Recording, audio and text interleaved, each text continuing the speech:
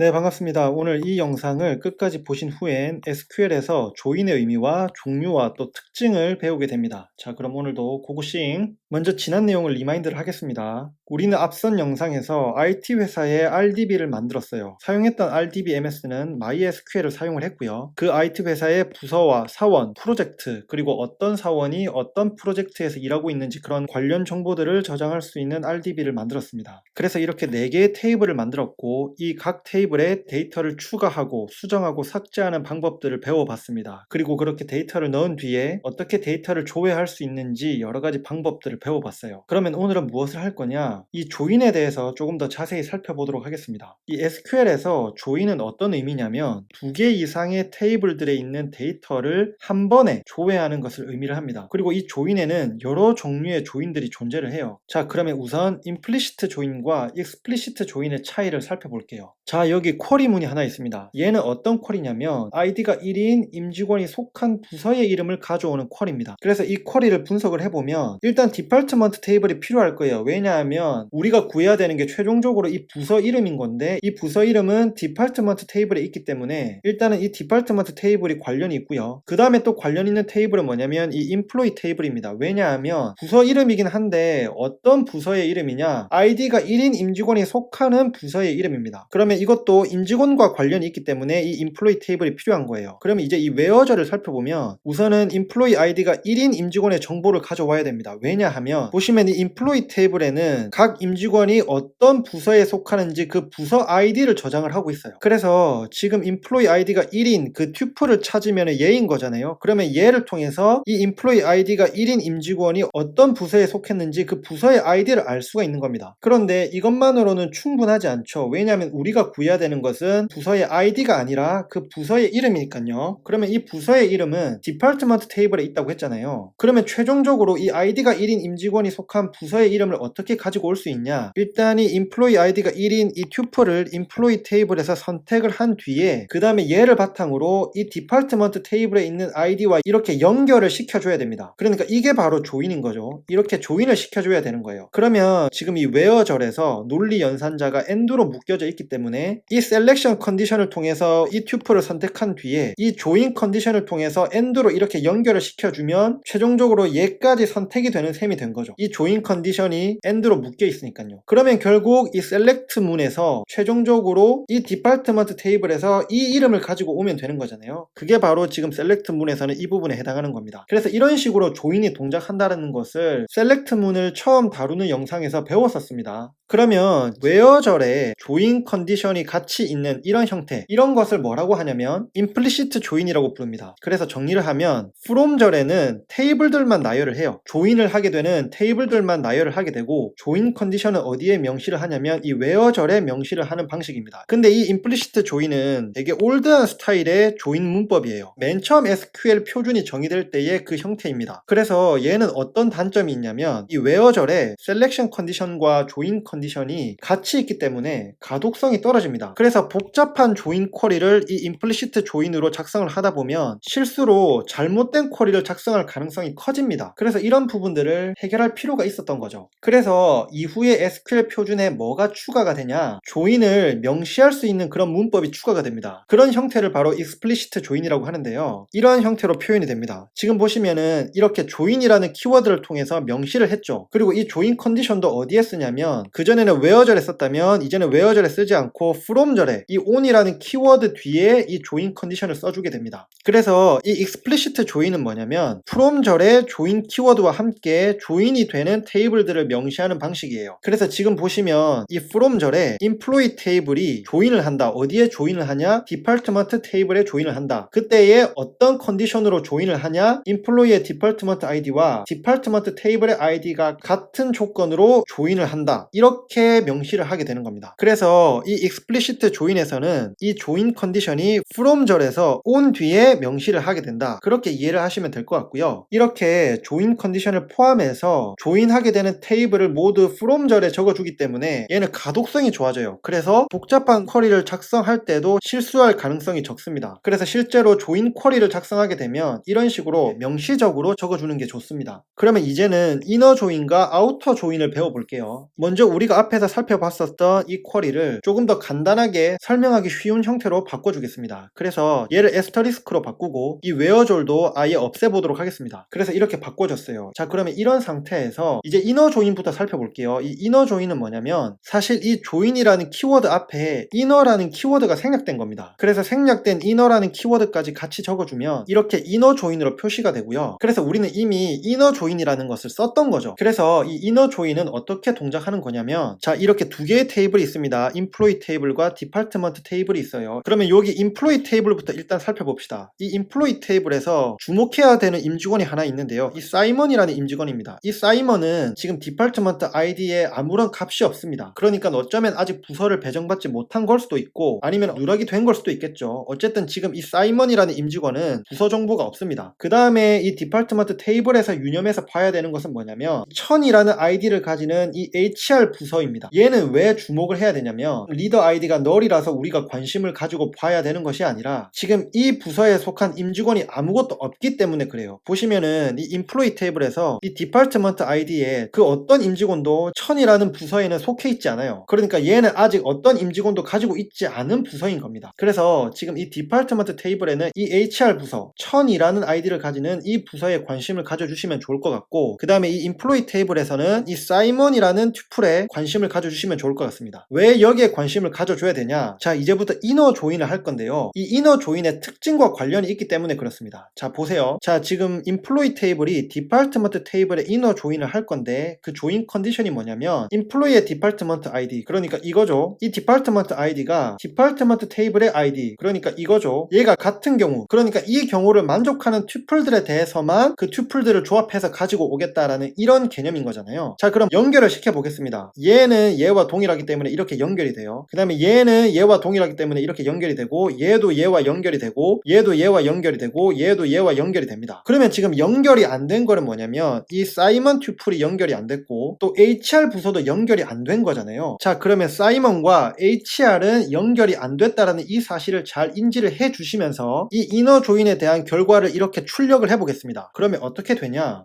이런 식으로 결과가 나와요. 자, 그러면 보시면 이 조인 컨디션으로 인해서 인플로이 테이블의 디파트먼트 아이디와 디파트먼트 테이블의 아이디가 동일한 경우일 때 그때 각 테이블에 있는 튜플들을 이렇게 조합을 해준 거잖아요. 자, 그래서 이 앞쪽은 인플로이 테이블의 애트리뷰트를 나타내고 이 뒤쪽은 디파트먼트 테이블의 애트리뷰트를 나타냅니다. 자, 그런데 이 결과에서 사이먼이 없어요. 그쵸? 매칭이 안 됐기 때문에 그렇습니다. 마찬가지로 또 이 결과에는 HR 부서가 없어요. 매칭이 안 됐기 때문에 그런 거죠. 그래서 이 이너 조인은 어떤 특징을 가지냐면 두 테이블에서 조인 컨디션을 만족하는 튜플들로 리절트 테이블이 만들어져요. 그래서 이 두 테이블에 있는 튜플이 조인 컨디션으로 매칭되지 않으면 이 리절트 테이블에 포함이 되지가 않습니다. 이게 중요한 포인트예요. 그래서 아까 사이먼과 같은 경우에도 보시면 디파트먼트 아이디가 널이었잖아요. 그러면은 이 조인 컨디션에서 널 값을 가지는 튜플은 리절트 테이블에 포함이 되지가 않는 겁니다. 이게 왜 그런지는 사실 우리가 3밸류드 로직을 통해서 배웠기 때문에 이해가 되실 거예요. 이 사이먼 같은 경우에는 디파트먼트 아이디가 널인데 널과 비교 연산을 하게 되면은 그 결과는 unknown이 나온다라는 걸 우리가 배웠잖아요. 그러면 이 조인 컨디션이 반드시 true여야만 그때 매칭되는 튜플들을 가지고 오는 건데 unknown은 true가 아니기 때문에 널 같은 경우에는 매칭이 안 된다고 판단을 하고 가지고 오지 못하는 겁니다. 이해가 되시죠? unknown은 true가 아닙니다. 그래서 조인 컨디션이 true인 경우에만 매칭되는 튜플들을 가지고 오는 거예요. 자, 그래서 다시 한번 정리를 하면 이 이너 조인은 조인 컨디션을 만족하는 매칭되는 그 튜플들에 대해서만 리절트 테이블로 그 결과를 가지고 오는 조인이다. 그렇게 이해를 하시면 될 것 같고, 얘는 사용하는 방법이 어떻게 되냐면 from절에서 테이블 이름을 먼저 적어주고요. 그 다음에 inner라는 키워드를 적어줄 수도 있고 생략할 수도 있습니다. 그리고 join이라는 키워드를 적어주고 그 다음에 이 테이블 1이 조인하려는 그 테이블 2의 이름을 적어줍니다. 그리고 나서 on이라는 키워드 뒤에 조인 컨디션을 적어줘요. 이렇게 문법적으로 작성을 해주시면 되고요. 그 다음에 여기서 중요한 게 조인 컨디션에 사용 가능한 연산자는 우리가 주로 사용하는 거는 이 이퀄리티 비교 연산자지만 그 외에도 다양한 여러 비교 연산자들을 사용하는 것이 가능합니다.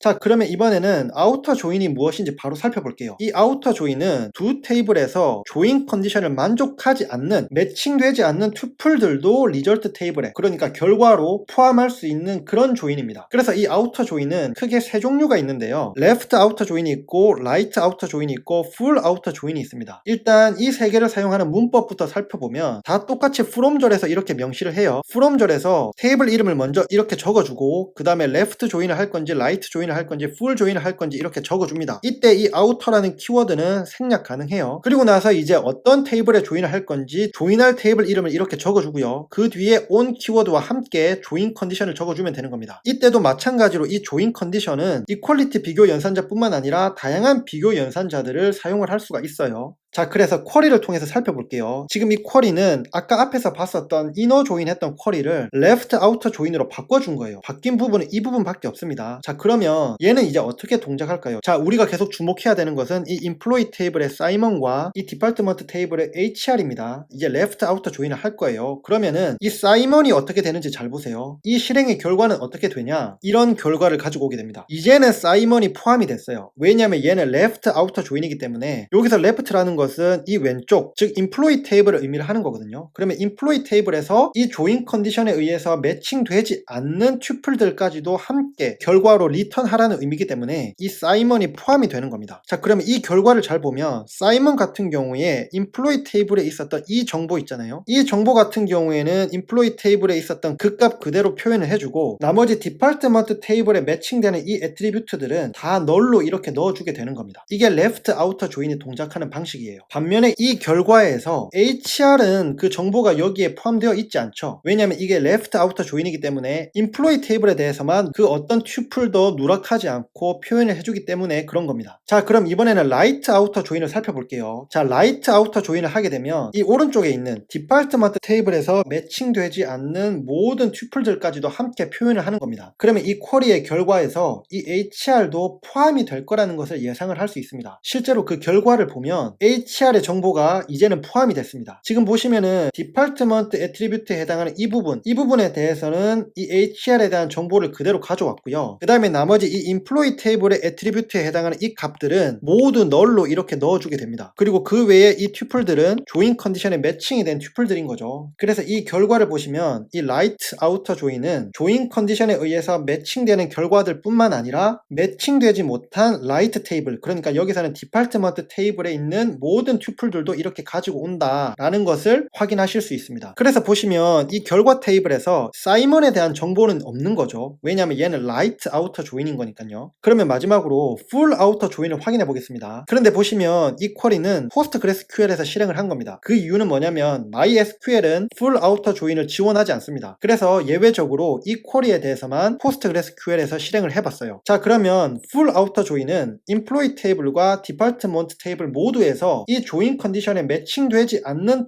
튜플들까지도 포함이 되는 겁니다. 실제로 그 결과를 보면 이 실행 결과에서 사이먼이 포함이 되고 HR이 포함이 되는 것을 보실 수 있습니다. 그래서 이 앞에 5개 튜플은 이 조인 컨디션에 매칭된 튜플들이고, 그 밑에 있는 이 사이먼과 HR은 조인 컨디션에 매칭되지 않았지만 얘가 풀 아우터 조인이기 때문에 이 두 개의 정보 모두 최종 결과에 이렇게 포함될 수 있었던 겁니다. 이해가 되시죠? 그래서 풀 아우터 조인은 두 개의 테이블 모두 매칭되지 않는 튜플들까지도 이렇게 포함을 한다, 그렇게 이해를 해주시면 좋을 것 같아요. 자, 그러면 이번에는 이퀴 조인이 뭔지 살펴보겠습니다. 얘는 쉬워요. 이 이퀴 조인은 조인 컨디션에 이퀄리티 비교 연산자를 사용하는 조인을 이퀴 조인이라고 합니다. 어렵지 않죠? 우리가 앞에서 살펴봤던 이 4개의 쿼리는 모두 다 이퀄리티 비교 연산자를 사용을 했기 때문에 이 4개 모두 이퀴 조인이라고 볼 수 있는 겁니다. 그래서 이 첫 번째 쿼리는 이너 조인이면서도 이퀴 조인이고요. 나머지 이 3개의 쿼리는 아우터 조인이면서도 이퀴 조인이 되는 겁니다. 그런데 이 이퀴 조인에 대해서는 두 가지 시각이 있어요. 지금 저는 어떻게 설명을 했냐면 이너 조인이건 아우터 조인이건 상관없이 이 이퀄리티 비교 연산자를 사용하는 조인이면 모두 이퀴 조인이라고 설명을 드렸었는데요. 이런 시각이 있는 반면에 또 어떤 시각이 있냐면 이 이퀴 조인을 이너 조인으로 한정을 해서 이 이너 조인에서 이퀄리티 비교 연산자를 사용한 경우에만 이퀴 조인으로 보는 경우가 있습니다. 그런데 저 같은 경우에는 앞으로 설명을 할 때 이 첫 번째 개념으로 설명을 하도록 하겠습니다. 그러면 이제 유징이라는 유징이라는 키워드를 살펴볼게요. 자, 우리가 앞에서 살펴봤던 이너 조인 쿼리를 다시 가져왔습니다. 그런데 여기서 한 부분을 살짝 바꿀 건데요. 이 디파트먼트 테이블에서 id라는 이름의 애트리뷰트를 이 이름과 동일하게 바꿀 거예요. 그러니까 이 이름을 depth underbar id라는 이름으로 동일하게 바꿔줄 겁니다. 그러면 이 이름이 바뀌게 되면 이 부분도 같이 바꿔줘야 되겠죠. 자, 그래서 이렇게 바꿔줬어요. 그래서 이제 이 디파트먼트 테이블의 depth id로 이렇게 이름을 바꿔줬고요. 얘도 마찬가지로 이렇게 depth id로 바꿔줬습니다. 그래서 이렇게 바꿔준 채로 실행을 하게 되면 어떤 결과가 나올까요? 뭐 동일한 결과가 나오겠죠. 그래서 보시면 이런 결과가 나왔고, 지금 얘는 이너 조인이기 때문에 사이먼에 대한 정보와 또 HR 부서에 대한 정보는 포함되지 않았어요. 자, 그런데 이제 여기서 뭘 할 거냐면, 지금 보시면은 두 테이블에서 조인을 하게 되는 그 애트리뷰트의 이름이 똑같게 된 거잖아요. 그리고 얘는 또 비교 연산자가 이퀄리티 비교 연산자를 통해서 조인 컨디션을 만들어 줬기 때문에 그 결과가 보시면은 결과까지도 이렇게 똑같아요. 그래서 애트리뷰트 이름도 똑같고 결과까지도 이렇게 똑같으니까, 그러면 이런 경우에는 얘를 이렇게 굳이 두 번 표시할 필요가 있을까? 그리고 이렇게 두 번씩 적어줄 필요가 있을까? 이런 생각이 드는 겁니다. 이때 사용할 수 있는 키워드가 바로 이 유징 키워드예요. 그래서 지금 이 부분 있잖아요. 이 부분을 유징을 사용해서 바꿀 수가 있는데요. 이렇게 바꿀 수 있습니다. 보시면 유징 키워드 뒤에 괄호를 쓰고 그 괄호 안에 똑같은 이름의 애트리뷰트를 이렇게 적어주면 되는 거예요. 그러면 작성할 때 조금 덜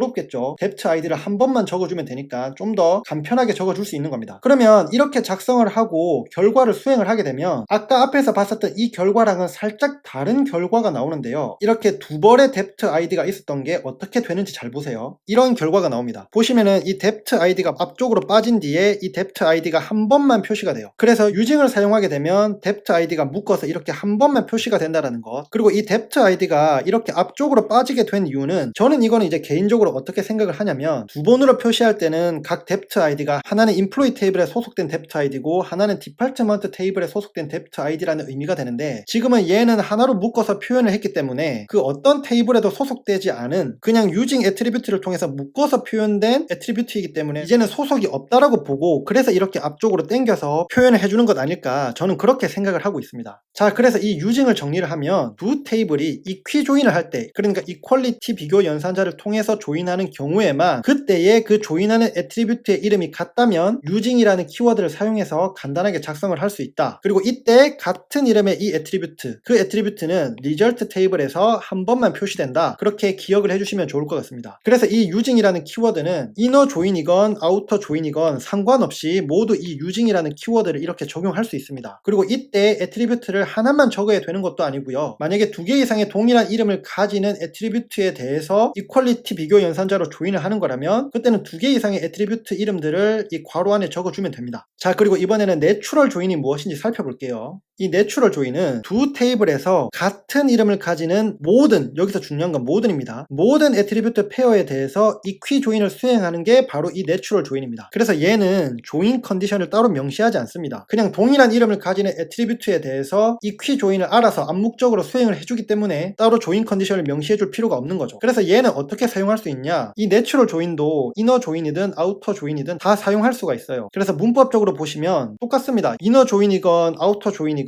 그 앞에 내추럴이라는 키워드만 적어주시면 됩니다. 그리고 여기서는 조인 컨디션을 따로 명시하지 않는다고 했기 때문에 이 뒤에는 따로 아무것도 적어주지 않는 거죠. 자, 그러면은 이 네 개 중에 대표해서 얘를 좀 살펴볼게요. 여기 이렇게 쿼리가 있습니다. 그런데 지금 이 쿼리를 수행을 하기 전에 하나 바뀐 부분이 있어요. 뭐냐면은 이 디파트먼트 테이블에서 원래 여기에 있던 애트리뷰트 이름은 그냥 name이었는데 얘를 depth underbar name으로 이름을 바꿔줬습니다. 자, 이렇게 이름을 바꿔준 상태에서 이제 이 내추럴 이너 조인을 수행을 해보겠습니다. 지금 이 두 개의 테이블에서 애트리뷰트 이름이 같은 걸 찾아보면 depth id가 이렇게 같잖아요. 그러면 이 두 개의 테이블은 이 애트리뷰트에 대해서 equi 조인을 하게 되는 겁니다. 그러니까 이퀄리티 비교 연산자를 통해서 조인을 하게 되는 거예요. 지금은 내추럴 이너 조인이니까 이너 조인으로 동작을 하게 되겠죠. 그러면 이런 결과가 나옵니다. 아까 유징을 썼을 때의 결과와 동일한 결과가 나왔습니다. 그래서 이 애트리뷰트 이름에 대해서 얘는 한 번만 표시를 해주고 거기에 대한 값들을 또 이렇게 적어준 뒤에 그 다음에 employee 테이블에 대한 값들과 department 테이블에 대한 값들을 이렇게 표시를 해주는 겁니다. 그리고 얘는 내추럴 이너 조인이었기 때문에 여기에 사이먼에 대한 정보나 HR에 대한 정보는 포함되지 않는 겁니다. 자, 그래서 이 내추럴이라는 의미가 이제 이해가 되시죠? 두 테이블에서 같은 애트리뷰트 이름을 가지면 그 같은 애트리뷰트에 대해서 equi 조인을 하게 된다는 거, 그게 이 내추럴 조인인 겁니다. 자, 그러면 다른 예를 하나 살펴볼게요. 이번에도 똑같이 내추럴 이너 조인을 할 겁니다. 근데 뭐가 달라졌냐? 아까 디파트먼트 테이블 테이블에서 바꿔줬었던 이 이름을 다시 네임으로 돌려줬어요. 이렇게 네임으로 다시 돌려놓은 뒤에 이때 내추럴 이너 조인을 하게 되면 일단 이 employee 테이블과 디파트먼트 테이블에서 같은 이름의 애트리뷰트를 모두 찾아야 돼요. 그러면 지금 보시면 같은 이름을 가지는 애트리뷰트가 두 쌍이 있어요. 이 디파트먼트 아이디가 하나가 있고 그 다음에 또 이 네임이 하나가 있습니다. 그러면 이 내추럴 조인은 어떻게 동작을 하느냐, 얘와 동일하게 동작하면서도 using 키워드를 통해서 표현하면 이 쿼리는 지금 이 쿼리와 같습니다. 그러니까 using을 써서 이 안에 디파트먼트 아이디와 네임에 대해서 둘 다 동일한, 둘 다 매칭되는 튜플들만 이너 조인 하라는 그런 의미가 되는 겁니다. 만약에 on을 통해서 동일한 결과를 내는 쿼리를 작성하면 이 쿼리가 되는 거예요. 그러니까 두 테이블에서 디파트먼트 아이디가 동일하고 동시에 네임도 동일한 그런 조인 컨디션으로 이 두 개의 테이블을 조인하라는 의미가 되는 겁니다. 그러니까 이 두 개의 테이블에 대해서 내추럴 이너 조인을 하게 되면 이런 의미와 같다라는 거죠. 그러면 이 결과를 수행을 하게 되면 얘는 똑같은 게 있지만 얘는 같을 수가 없잖아요. 사람의 이름하고 부서의 이름이 같을 가능성은 거의 없죠. 없기 때문에 얘는 그래서 이 쿼리를 수행을 하게 되면 아무런 결과를 반환할 수 없게 되는 겁니다. 그래서 다시 돌아와서 정리를 하면 이 내추럴 이너 조인을 이 상황에서 실행을 하게 되면 이 애트리뷰트에 대해서 이퀄리티로 매칭되는 동시에 이 애트리뷰트에 대해서도 이퀄리티로 매칭되는 튜플을 이 내추럴 이너 조인을 찾으려고 할 거기 때문에 결국 얘가 실행했을 때 반환되는 결과는 아무것도 없어서 이렇게 empty set을 리턴하게 되는 겁니다. 자, 이번에는 크로스 조인을 살펴보겠습니다. 이 크로스 조인은 두 테이블에서 각각의 튜플들의 페어로 만들 수 있는 모든 조합, 얘를 이제 카르테지안 프로덕트라고 하죠. 그 모든 조합을 결과 테이블로 반환하는 게 바로 이 크로스 조인입니다. 그래서 얘는 조인 컨디션이 따로 없고요. 얘를 표현하는 방법은 두 가지로 나뉘는데요. 하나는 implicit 크로스 조인이라고 해서 이 from절에 콤마 세퍼레이트로 그냥 테이블 이름을 이렇게 명시를 하는 겁니다. 이런 방식이 하나가 있고 explicit 크로스 조인이라고 해서 얘는 이렇게 명시적으로 크로스 조인이라고 써주는 거예요. 그래서 이 크로스 조인은 어떻게 동작을 하느냐, employee 테이블과 디파트먼트 테이블을 크로스 조인을 해봅시다. 얘를 크로스 조인을 하게 되면 어떤 식으로 동작을 하느냐, 이 튜플 하나가 이 각각의 모든 튜플들과 매칭을 시켜주는 겁니다. 그리고 마찬가지로 그 다음 튜플도 이 디파트먼트 테이블에 있는 각각의 튜플들과 이렇게 매칭을 시켜주는 겁니다. 그리고 또 그 다음 employee 테이블에 있는 이 튜플도 디파트먼트 테이블의 각 튜플과 이렇게 매칭을 시켜주는 겁니다. 그래서 얘의 결과를 출력하게 되면 이런 식으로 결과가 나오는 거예요. 보시면은 이 메시 각각에 대해서 이 디파트먼트 테이블에 있는 5개의 부서 정보들이 이렇게 각각 매칭이 되는 것을 보실 수 있습니다. 그리고 이어서 이번 아이디를 가지는 제인에 대해서도 똑같이 수행을 할 거고, 그렇게 쭈쭈쭈 모든 임직원에 대해서 이런 식으로 5개의 부서에 대한 조합들을 연결을 시켜주는 겁니다. 이게 크로스 조인이 동작하는 방식이고요. 지금 이 방식은 explicit 크로스 조인이라고 했잖아요. 얘를 implicit 크로스 조인으로 바꿔보면 이렇게 두 개의 테이블을 콤마 세퍼레이션으로 연결을 시켜주면 되는 겁니다. 그러면 이렇게 동일한 결과가 나옵니다. 참고로 이 MySQL에서 크로스 조인은 SQL 표준과는 약간 다릅니다. 이